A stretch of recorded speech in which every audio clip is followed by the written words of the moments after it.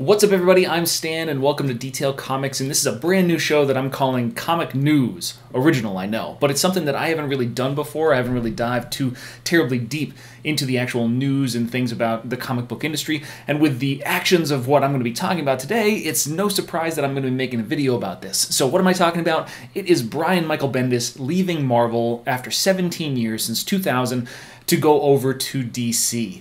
And the title might be pretty accurate because overall, besides racking up a ton of different stories that have been phenomenally well received throughout the Marvel, universe, he's also developed one of the largest body counts of anybody that I can really remember without any kind of world-ending event.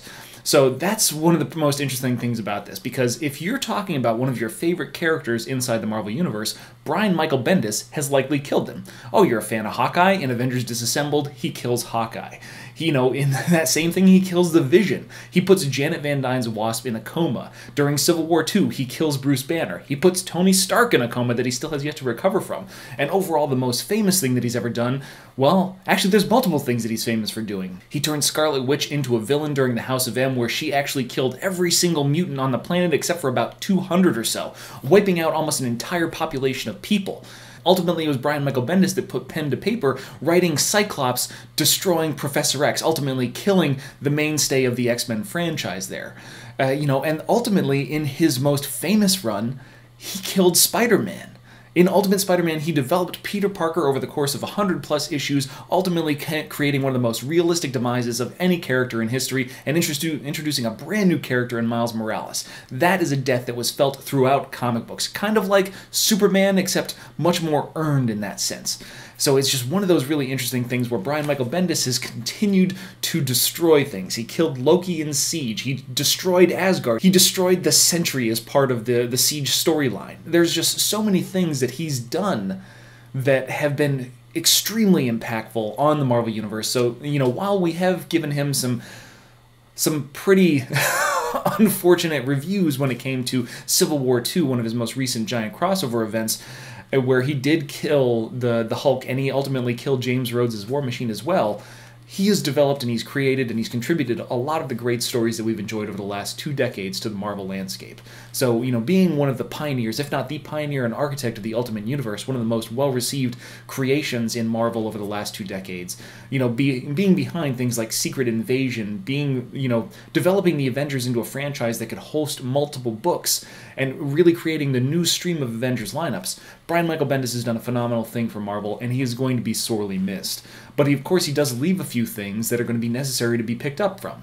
So we've got things like The Defenders, we've got Jessica Jones, we've got Invincible Iron Man, there's a couple unfinished projects or projects that haven't really been started, you've got series like Spider-Man 2, so when it comes down to it, there are a few different books that are going to need new writers in order for them to take over, and I've got a couple ideas as to who would be a good fit for Brian Michael Bendis' books and to continue to see them moving forward. First, we have The Defenders, which combines Luke Cage, Iron Fist, Daredevil, and Jessica Jones into one team that takes on the biggest threats to the city. So overall, I feel like this is actually probably best suited to be a team effort between Ed Brisson, who is writing the Iron Fist storyline, David F. Walker, who's writing Luke Cage, and Charles Soule, who's writing Daredevil. Of course, they can all 3 of them take cracks at Jessica Jones as far as writing the character inside the story, but this gives you the opportunity to write a team book with the team of writers that is also coming up with the individual storylines, and that gives you a lot more crossover and depth potential.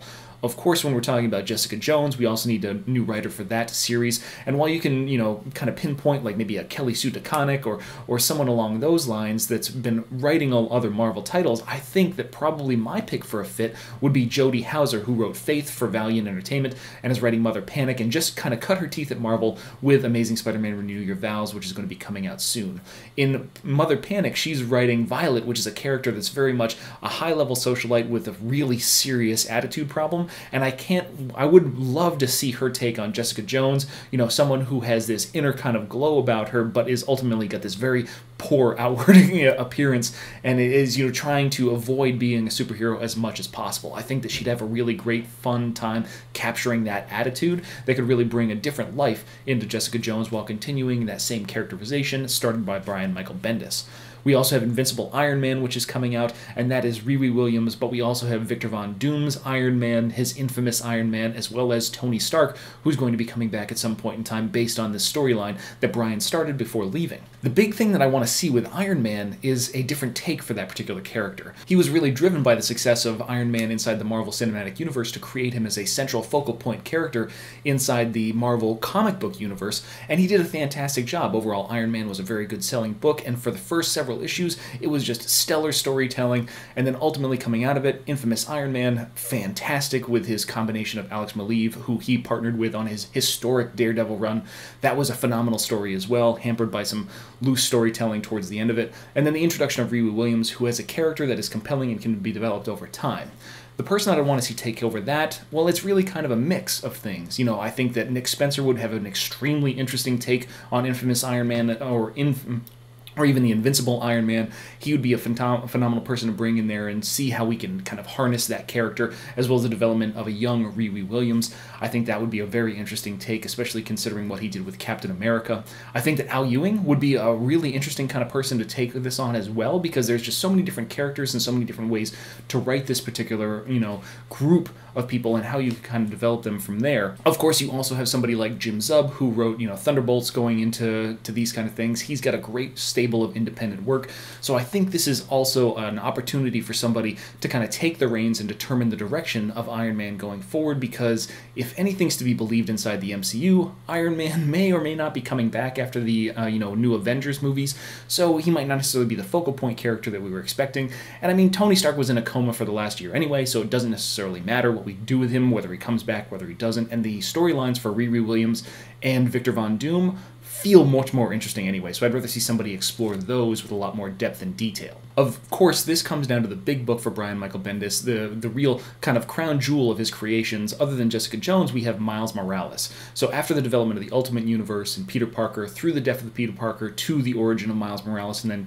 transporting him through Secret Wars into the main MCU, Spider-Man and Miles Morales have been interlinked with Brian Michael Bendis for quite some time, and the one that I think that would probably be the best characterization for this is David F. Walker. So David F. Walker is currently writing Luke Cage, and I think that he would be a really good fit, and he would really give a lot of opportunity to this character. I've heard that he has a pitch for it, so I'd love to see what he has for story to tell regarding Miles Morales, and how he could kind of adapt and improve upon, or kind of take Miles in a different direction comparatively and help him find his place inside the main Marvel universe.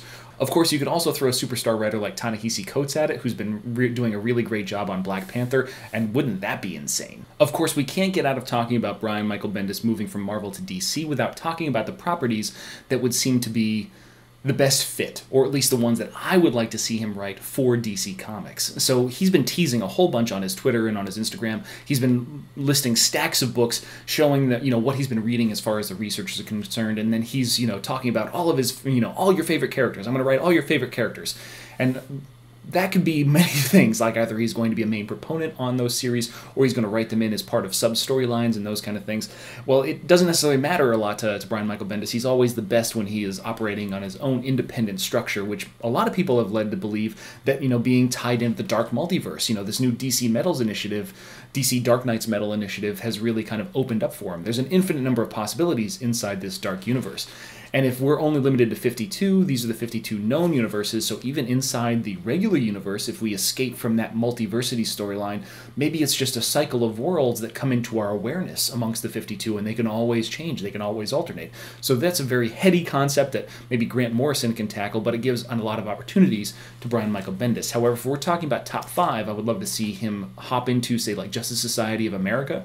So if he can harken back to those golden ages of superheroes, moving into the Silver Age, and then kind of taking them into a much more modern kind of arena, and let's say that, so take him into a much more modern kind of arena, and then really develop those characters in their own independence while integrating into the DC universe. He doesn't necessarily have to be concerned too much with continuity, which means that he has the opportunity to just tell a straight, really great story. Of course, one of the big teases out of DC Rebirth was definitely Legion of Superheroes, so seeing him take on Saturn Girl and all the other members of the Legion of Superheroes would be a really interesting kind of concept as well. So, having him pick up the pieces of all the little breadcrumbs that have been left throughout DC Rebirth, as well as, through Batman and through Justice League versus Suicide Squad and all that kind of stuff, and then recapturing and then bringing to light the Legion of Superheroes. That would be pretty cool. And it's a book, several different trades that are amongst the pictures that he's shown of the DC books that he's currently reading. So that would be a pretty interesting concept as well. Of course, a really cool idea would be to have him take over the current Trinity title, which is dealing with Superman, Batman, and Wonder Woman. So since this kind of operates in synchronicity as well as independent of the current DC Rebirth continuity, I would be really interested to see what he does just writing those main three characters. It's just one of those things where I'm really interested to see exactly what goes on with those kind of interactions without putting him on a main title like Justice League or like Justice League of America or something along those lines, or giving him a dedicated Superman or Batman book, because I really enjoy Tom King's Batman and I really enjoy Peter J. Tomasi's Superman. And then Action Comics has Dan Jurgens, and James Tynion is writing a fantastic detective comic. So I just don't necessarily want to be overburdened with main titles for those main characters. I would rather see him in kind of like a group setting where he can explore the dynamic, because Brian Michael Bendis does interpersonal dynamic better than almost anybody. So I'd really be interested to see where that is. Of course, you could also go with the resurgence of a character like Martian Manhunter, who hasn't been in the comic books for quite some time, but there are Easter eggs to his former existence, or someone like Shazam. Bringing back Billy Batson's Shazam in whatever kind of iteration you want to talk about, whether it's Steve Orlando's version after Darkseid War, or if it's the previous version of Shazam, where he held on the power of the old gods, all those kind of things. Shazam or Martian Manhunter could be a fantastic solo title for Brian Michael Bendis to really sink his teeth into. Of course, the real big question is, who's he going to kill next? Because one of the hallmarks of Brian Michael Bendis coming into a story is to create conflict and chaos and kind of bring about the end of certain superheroes and various kind of things. When we're talking about Disassembled, his first real run on the Avengers, that shook the foundations of that particular team and created chaos and upheaval that really helped push them forward. When he killed off Peter Parker's Spider-Man, he made way for Miles Morales. When he caused so much carnage when it came to the killing of the Hulk that it, divided the Marvel fan base, even though it allowed, Amadeus Cho to become the solo Hulk in that particular sense. So there's a lot of different opportunities for Brian Michael Bendis to accumulate a much larger body count inside the DC universe and to see how he shakes up and brings things forward. So those are the things that I'm really most excited about regarding Brian Michael Bendis and his transition from Marvel to DC, and I wish him well in all of his endeavors. But I want to know what you guys think too, so hit me up in the comments down below and we can start that conversation. As always, if you like what you see, hit the like button. Don't forget to subscribe to get more news, reviews, and commentary on comic books, comic book movies, comic book TV shows, and basically anything and everything inside the world of comics.